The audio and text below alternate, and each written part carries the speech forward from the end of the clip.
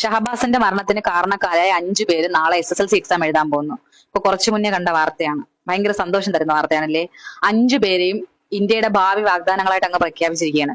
ഈ 5 പേരും SSLC എഴുതിയിട്ട് എന്തുണ്ടാക്കാനാണെന്ന് എനിക്ക് അറിഞ്ഞൂടാ.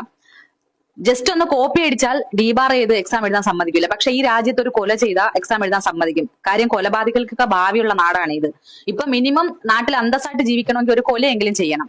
ഒരു കൊച്ചിനെ പെറ്റ് 10-15 വയസ്സ് വരെ വളർത്തി വലുതാക്കി അതിന്റെ ഭാവിയും മുന്നിൽ കണ്ട് അതിനെ വളർത്തി ഇത്രയാക്കി എടുത്ത മാതാപിതാക്കൾക്ക് പുല്ല് വിലയാണ് ഈ നാട്ടില്. അവർക്ക് നീതി, നിങ്ങൾക്ക് നീതിയും ന്യായവും ഉണ്ടെന്നില്ല.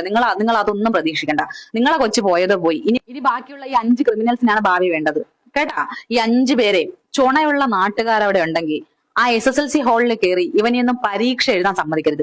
ഇവനൊക്കെ പഠിച്ചിട്ട് എന്തോ ഉണ്ടാക്കാനാണെന്ന്, എന്തോ ഉണ്ടാക്കാൻ. ഇനിയുള്ള പിള്ളേർക്ക് ശാസ്ത്രീയമായിട്ട് ഒരാളെ എങ്ങനെ ഇഞ്ചിഞ്ചായിട്ട് കൊല്ലാന്ന് തെളിയിപ്പിച്ചു കൊടുക്കാനോ? 15 വയസ്സിൽ ഒരു കൊച്ചിന്റെ ജീവൻ ഇല്ലാതാക്കാൻ ഇവനൊക്കെ ഇത്രയും ആർജവം എടുക്കുന്നുണ്ടെങ്കിൽ ഇവനെ ഒന്ന് മുന്നോട്ട് വളരാൻ അനുവദിച്ചൂടാ. കടക്കൽ വെച്ച് വെട്ടുക എന്നുള്ളൊരു ഇത് നമ്മൾ കേട്ടിട്ടുണ്ട്. അപ്പൊ ഇതിനെയൊക്കെ ഇനി മുന്നോട്ട് പോയിട്ടും നമുക്ക് ബൃഹത്തായ സംഭാവനകളൊന്നും ഇവനൊന്നും തരാനില്ല. അതോ ഇനി ഇന്ത്യയുടെ ഭാവി മന്ത്രിമാരായിട്ടൊക്കെ വാർത്ത വെച്ചിരിക്കുകയാണോന്നും എനിക്ക് അറിഞ്ഞൂടാ. അതുകൊണ്ടാണല്ലോ SSLC എഴുതാൻ പെർമിഷൻ കൊടുത്തത്. എന്തുവാടേ ഇത്? ഒരു പട്ടി ചത്താവുള്ള വിലയെങ്കിലും ഒരു മനുഷ്യനെ കൊടുറേ. 10-15 വയസ്സുള്ള ഒരു കൊച്ചല്ലേ, നാളെ ഇതേപോലെ SSLC എഴുതാനുള്ള ഒരു കൊച്ചല്ലേ മരിച്ചുപോയത്. ഒരു കാരണവും ഇല്ലാതെ, ഒരു തെറ്റും ചെയ്യാതെ. എത്ര കാലം ജീവിക്കാനുള്ളതായിരുന്നു?